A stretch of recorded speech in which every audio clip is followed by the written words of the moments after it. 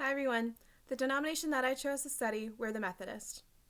So the Methodist denomination was founded by John Wesley, who was sent as a missionary to the colony of Georgia by the SPG, also known as the Society for the Propagation of the Gospel in Foreign Parts. This is where he would develop and experiment with the key ingredients that would later define the Methodist movement. Some of the aspects that he experimented with include the use of women as church officers, intensive prayer meetings, the singing of hymns, ministering to the poor and slaves, and itinerant preaching as well as preaching outdoors. Upon his return to England, the Methodist movement was founded. Under his guidance, the movement would focus on a connection of itinerant preachers and a network of united societies. At first, the movement was only in England, as Wesley saw his efforts in Georgia as a failure. And interestingly enough, the first Methodists in the colonies were actually seen as followers of George Whitefield, who was a friend of Wesley, but also a theological competitor. This changed when Wesley sent his own itinerants to the Middle Colonies in 1769. The beginning of the Methodist movement in the colonies was to experience trouble, however. Wesley believed and employed an Arminian view of salvation, which was directly opposed to the dogmatically Calvinistic evangelicalism that saturated the theology in the colonies.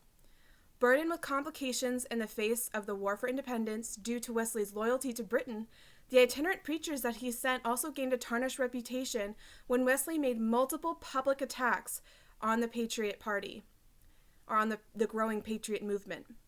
Another difficulty for the Methodist movement at this point was their loyalty to the Anglican Church, which the patriotic movement saw as disloyalty to the United States. To add to these troubles, once violence broke out in the colonies, or once the war officially started, all of the British Methodist preachers left the colonies and went straight back to England, except for one, who was Francis Asbury.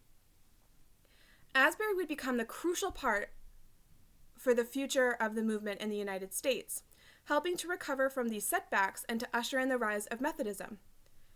After the Revolution, it would take a long time for the stigma of disloyalty to be overcome, but overcome it they did. Under the leadership of Asbury, appointed the general superintendent of the Methodist by Wesley, the Methodists saw a time of extreme growth and success. A great deal of success was seen in the growth of the church west of the mountains, as the less traditional methods of the Methodists made it possible for them to reach a population that led rough lives, where many other traditional denominations could not get through. Under Asbury's tight control of the organization and Wesley's emphasis on free will and God's grace, the Methodists were able to organize local classes, preaching circuits, which were their hallmark, and general conferences to further the growth of the church and civilize the frontier. By the time that Francis Asbury died, the Methodist population had swelled from 4 Methodist ministers ministering to about 300 congregants, to 2,000 ministers shepherding 200,000 in the U.S., with even more in Canada. The Methodist movement in the history of America is one of the great stories of religious growth and transformation. The church exuded a great influence in their efforts to evangelize and so earned the right to be remembered as one of the more influential movements of its time. I really enjoyed researching the Methodist. I thought it was very interesting to see how they started and how their beginning was a little difficult because of their association with the Anglican Church, but how they were able to overcome that and have really what we would call an underdog story in being very successful later on in the ministry of especially Francis Asbury. I also thought it was very interesting that a lot of people compare the Methodist and the Baptist in their efforts to reach people and how they were able to reach people and how successful they were in reaching the common folk of the colonies, that some of the more traditional established denominations weren't really able to do quite as well.